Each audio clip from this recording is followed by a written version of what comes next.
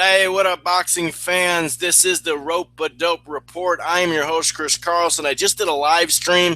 The first 13 minutes of it the sound was all messed up. I don't know what in the world went on, but hey, that's neither here or there. I'm back with some good ass news, right? Really, really good news. A bunch of fights just got announced for Showtime.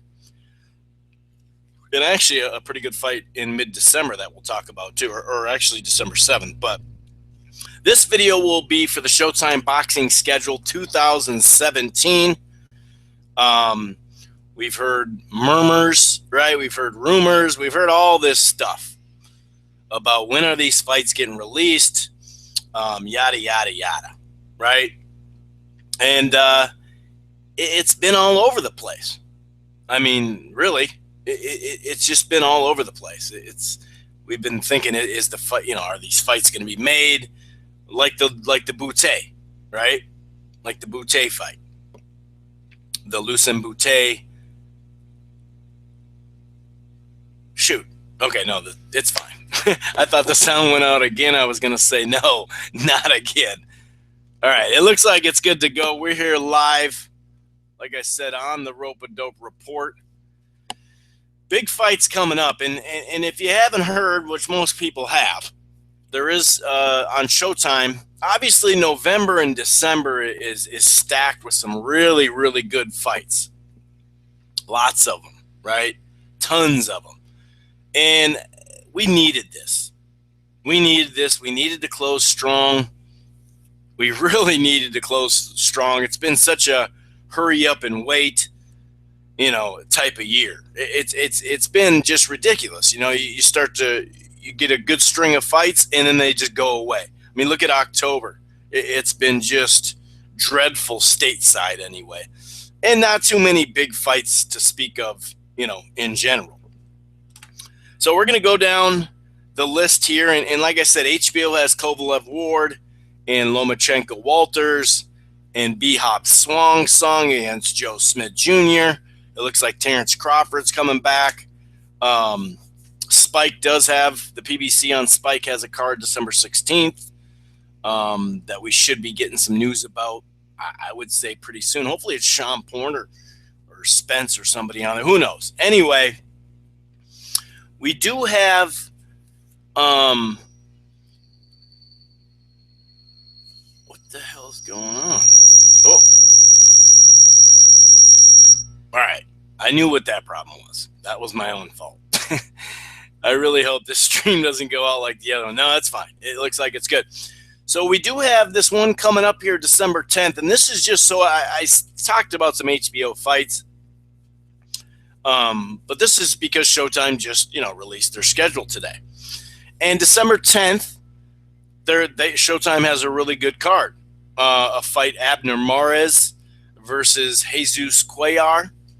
And on the undercard, Jamal Charlo versus Julian Williams Jr. That was already announced, right? Richard Schaefer's going to co-promote, and that's really good. It's actually, I believe, a triple header on Showtime. Don't get me wrong. Maybe it's a double header, and then the other fight that they signed to it will be on Showtime Extreme. I guess I don't know that to be a fact, but we do have something that's really rare on the card. Like I said, I don't know if it's live or what, because the reason why I'm saying that is because I don't know if they'll do a triple header and have the Anthony Joshua fight, because it sounds like Anthony Joshua is fighting December 10th. So will it be an afternoon show, right? And then later that night, they'll show it live after the card? I really don't know how they're going to do that. I wouldn't doubt if it's on Showtime Extreme. But who knows? But Sergey Lipinets is taking on Lenny. I forgot how to say his last name. I just know he goes by Lenny Z. He's a top-ranked fighter, going head-to-head with Bob Arum and Al Heyman. Now it's a mid-level, lower-level fight, of course, but hey, it's better than nothing when those two come together, unless he got released of late and I just didn't see that news, which, this is boxing, so you never know. That could have happened. maybe I'm prematurely talking about that. But anyway, that's a good card because Abner Mares and Abner Mares and Jesus Cuellar has been a fight that was scheduled March. It got pushed back to June because of Thurman's car accident. Thurman Porter got set back, and then the eye test has some restrictions that I believe not many states have. And we all know, Mares had that detached retina. I think it was like 2008. And he's fought a lot since then and hasn't had any problems with it. So hopefully, he makes it through this fight okay. But that's the reason why he got knocked off that card in June. Well, we had just heard a couple days ago that he had passed his exam for California. So this one's going to be at on the the Galleon Center, USC. So that's a good card. So for those who didn't hear about that one, which most people heard about that one, but let's start next year. Okay. January 14th, Badu Jack. This is a fight that's been talked about for a while, and they couldn't find a spot to land it on. We know October and November. Showtime went dead. But this is a big fight at middleweight. Badu Jack versus James Degale. James Degale is a guy who, came out of the Olympics, a gold medalist, really, looking the part. George Groves ended up upsetting them when they were both young in their career. And he's bounced back since then. He's had actually I guess you could say a better run now. I mean, don't get me wrong, Groves and Frotch, that first fight was a hell of a fight. And even the second one was entertaining, but he didn't win those fights.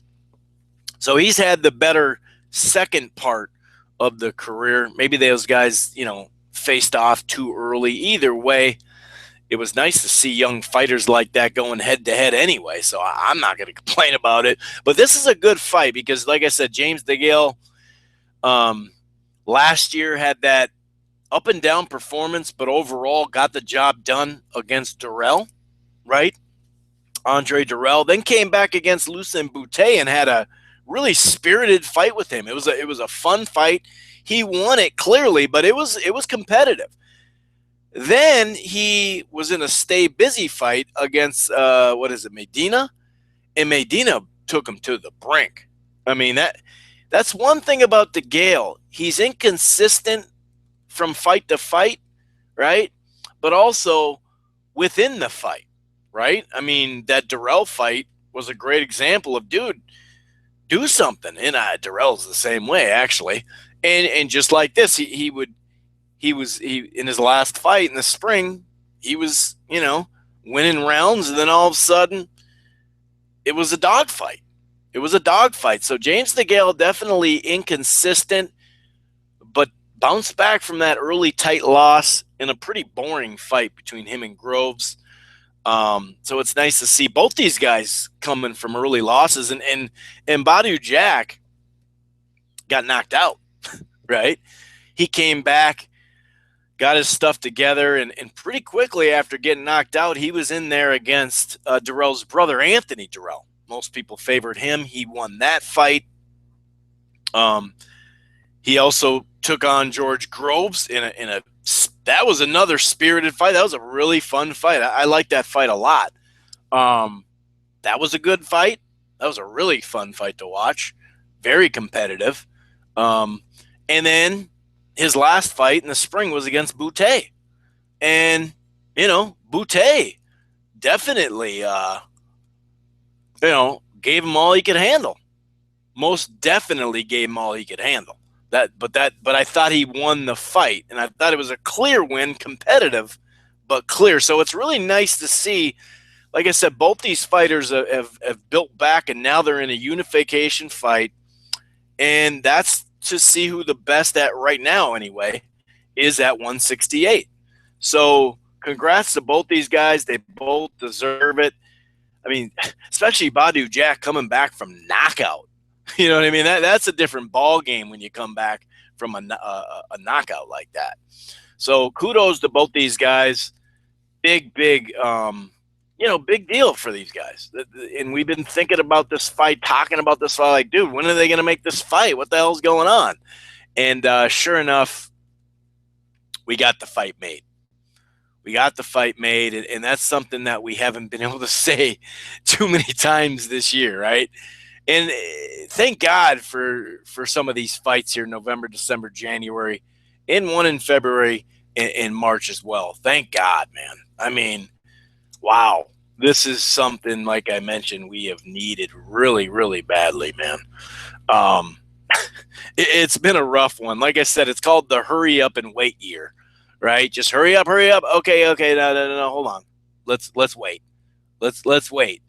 let's let's wait this one out. You know what I mean? It's been a rough year, no doubt about it. Very disappointing on a on a variety of levels. But let's get back to this good news. So that was January 14th, right? Now this other fight was talked about, right? The news kind of broke on this one. It sounds like it's going to be at the MGM, right? MGM Garden and the Grand Garden Arena. And this one pits Carl Frampton versus Leo Santa Cruz, the rematch. And obviously, the first fight was a tremendous fight, one of the best fights of 2016. And I had Carl Frampton winning the fight, but it was competitive. It was highly competitive. And I'm looking forward to the rematch because sometimes after fights, fighters, make excuses. Camps make excuses. Their trainers, managers, promoters, they make a bunch of excuses. And I didn't see Leo Santa Cruz making too many excuses. Now, he said, I wasn't in front of my home base, but he was still in America. And he still did get some cheers when he got announced, and they did have some chance. It just, the Irish people overtook him, right? And we know, New York City has a high population of Irish people, right? And it was a great night that way to have both crowds going at it. Obviously, like I said, the Frampton supporters definitely won that one. But it was a good fight. And what I was going to say, kind of adding on to that, I thought that he was right. Sometimes, like I said, they'll say something where they went wrong or they got hurt or whatever. And obviously, Leo, to be honest with you, was dealing with some stuff with his pops, obviously, too, which couldn't have made him feel too good, right? But we've seen plenty of people perform well in those circumstances. And I thought he performed well. I thought Carl Frampton just outthought him, outlanded him, clean punching, setting traps. He'd box, but then he'd also mix it up and go on the attack. It was a brilliant overall performance, I thought, from what I believe is the fighter of the year. That's just because of the two quality wins. I know some people will say Ward Kovalev, maybe Lomachenko Walters, but to me, the two quality wins, that kind of stands out on its own.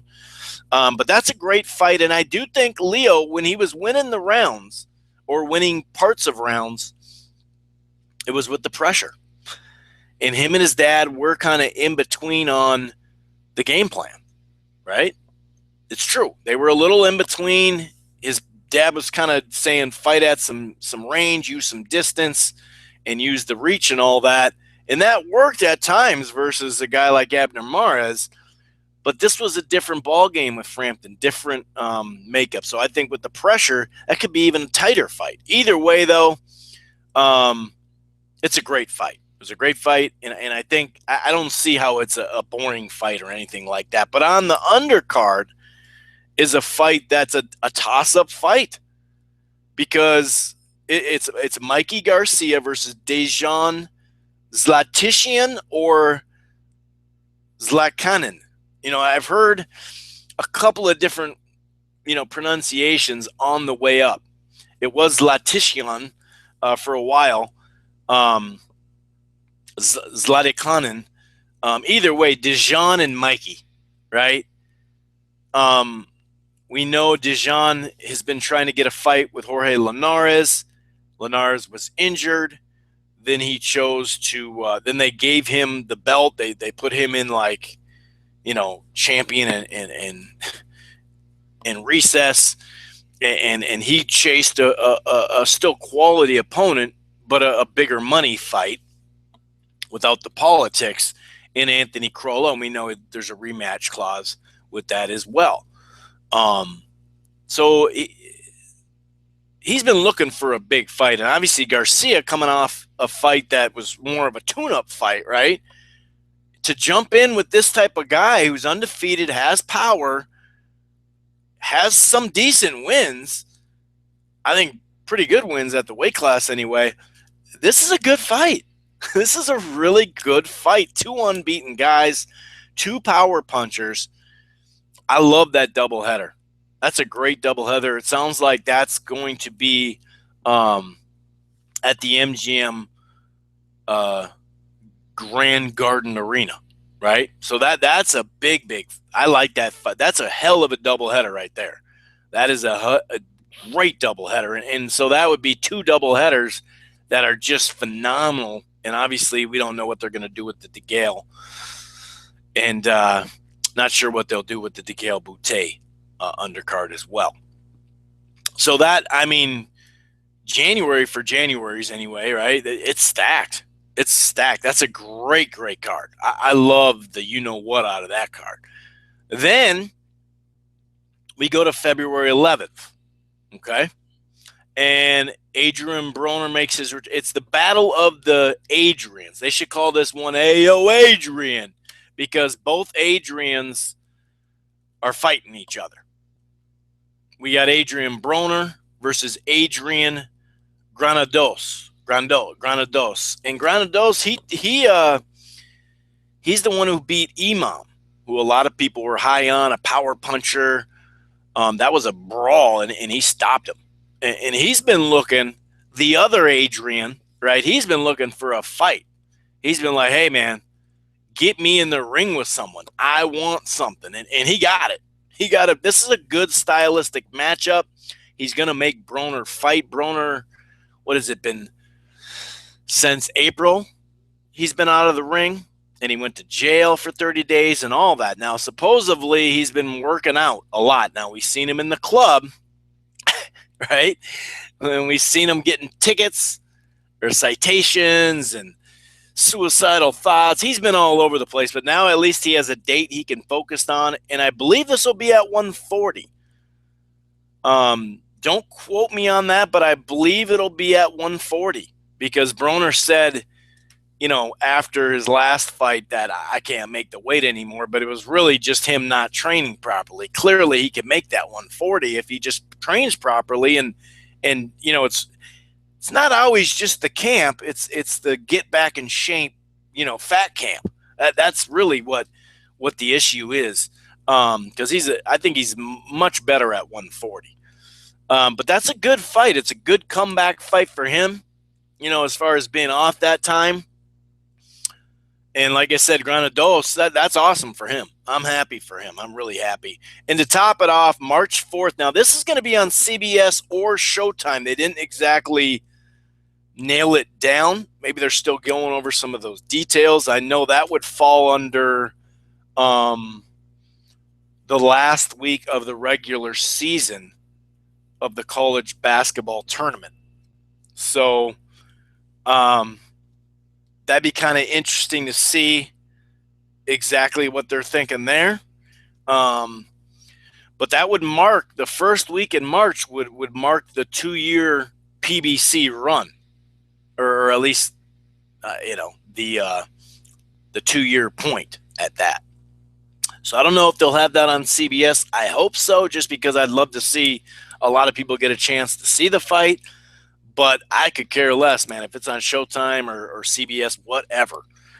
But Keith Thurman versus Danny Garcia. Now, Danny Garcia clearly has to get through his tune-up, which he should, because it's a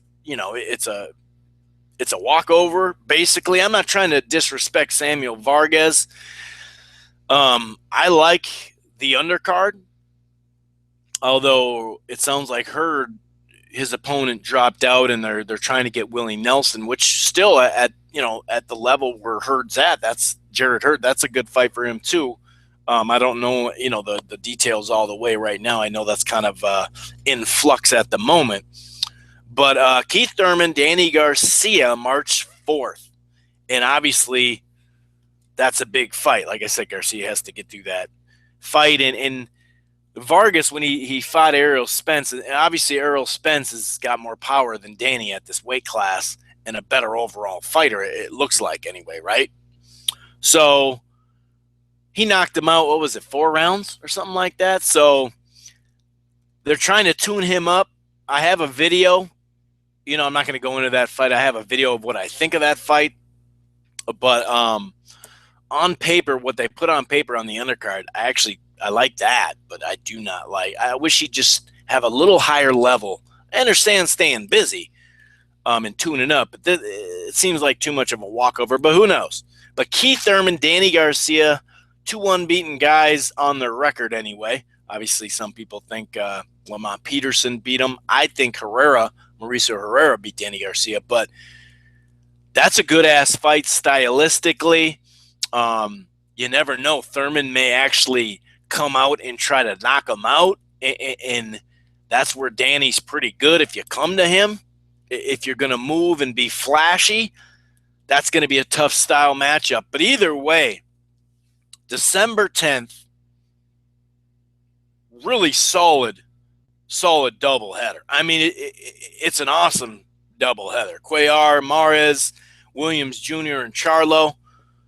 January 14th, Badu Jack and Degale unification to see who's the best at 168 right now. That's solid. Obviously, the doubleheader for me, the best card out of it, just stylistically speaking, I think is that January 28th card, man. Leo Santa Cruz, Carl Frampton, the rematch, which we saw what happened the first time. And the way Leo says it, and I believe him, he's just going to go forward, you know, which I think he needed to do even more. So that makes it just, you know, that much more. And then Mikey Garcia, you know, had one tune-up after, 2.5 years out, and now look at what he's taken on. I mean, that's huge. I love that doubleheader right there. That's a big-time doubleheader. That's sweet. I'm so glad they got that fight done, too, because we had been, you know, rumored. We've been rumored about that what is it? It's not Zlaticanin. That's what a lot of people were saying earlier, but I think it's Zlaticanin against, and he's undefeated, young power puncher, or at least young in his, you know, pro career. So that's a great doubleheader. The Battle of the Adrians, and it gets topped off by Danny Garcia and Keith Thurman. So I'll tell you what, man, Showtime, in my eyes, this has been a very mediocre to poor year. You know what I mean? We've had like some surprise fights and upsets and competitive fights, but the big name, big fights didn't always come together, right? Wilder, Povetkin, Golovkin, Canelo, even Golovkin, Danny Jacobs, which stylistically is a great fight, fun fight. It's not happening till who knows, till who knows. So,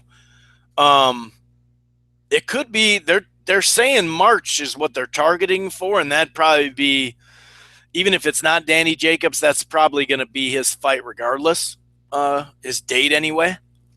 So, and I wouldn't doubt if it land right behind, March, would that be March 11th? Yeah, I wouldn't doubt that. So, no matter what you think of the year, Showtime put out more quality fights than HBO. Now, Showtime the previous year was garbage. I think they put on like 8 fights that year. I'm not talking about pay-per-views. I'm talking about, now, Showbox was there, but I think they did 8 events last year, something like that. And some of them were okay. Some of them were like, whatever. But this year, and like I said, I can't give, Wilder Povetkin did not happen, but Showtime had nothing to do with that. So they put it on paper. So I give them credit for getting that fight done. Now, and putting it on paper. Now, we know it didn't happen, but that's neither here or there. They did their best there. So I don't know what side of the fence you're on. In my opinion, you should just be a boxing fan, right? You can admit that, late, or I should say early 2011, 2012, the Super Six, which pushed into the Golden Boy regime, right, on Al and Schaefer, they peaked in 2013. Like midway to 2014, they were beating HBO in quality, hands down. That wasn't up for debate. Obviously, by the time Canelo and Lara, after that fight, they had that Salka Garcia, which obviously a garbage fight. They did back it up, if my memory corrects me, with Kell Brook and Porter, and also a competitive fight with Emmanuel Taylor and Broner. But after that, September and on, it was real like filler stuff. There was some good fights here and there in 2015, but just not enough. And if you're only going to do limited amount, then you can't put mediocre stuff on. You can't just put type stuff on. This year, though, HBO had a down year and Showtime was better this year. Showtime gave us better fights. And so far on the schedule, let's just put it this way, HBO, the ball is in your court, and we need you to produce. Now, hopefully, well, they're closing very well, HBO, and they tend to close very well. Really happy with that close. And, having Canelo hurt actually helped because we got Lomachenko and Walters out of the fight. And you never know. Maybe December 10th, we can get Terrence Crawford in a good fight because now Golovkin moved off that date, right? So the big two names, they were trying to get them on normal HBO. Maybe we'll get, well, not maybe, we already got one, but hopefully we get some solid stuff that night as well. That heavyweight fight with Ruiz and what's his toes? Parker. That it sounds like that might be on that card. I'm just hoping that Crawford gets in there with someone pretty solid. I'm really happy that he's getting another fight. But right now, like I said, Showtime has been putting on the better fights. A lot less mismatches, no pay-per-views. Unlike HBO, who, sure, Crawford and Polsto was on paper a legitimate fight. But it was on pay-per-view when you'd assume they could find the money for that. You know what I mean? Kovalev Ward, I'm not going to complain too much about that, being that I've paid for pay-per-views for a long time in my life. Do either of those guys have big enough names to sell? Should it be on normal HBO? Yeah, it should. But I'm not going to complain about that. That is what it is. Obviously, Liam Smith and Canelo, not the pay-per-view I'm looking for. You know what I mean? Even Amir Khan. I understand they're big names, so that's why it was on HBO pay-per-view, but the matchup, you knew what was going to happen. It was just a matter of time, So HBO, the ball is in your court. The ball is in your court, and they need to have a good 2017. No doubt about it. Anyway, I'm so happy that we got some fights made. Really, really happy. Anyway, let me know what you guys think. What's your favorite matchup? Like I said, I'd say the best doubleheader is probably that January 28th, in my opinion. But, man, just a slew of good fights that they put out. They did this in somewhere around, mid to late spring, like March something, and they put out a bunch of fights.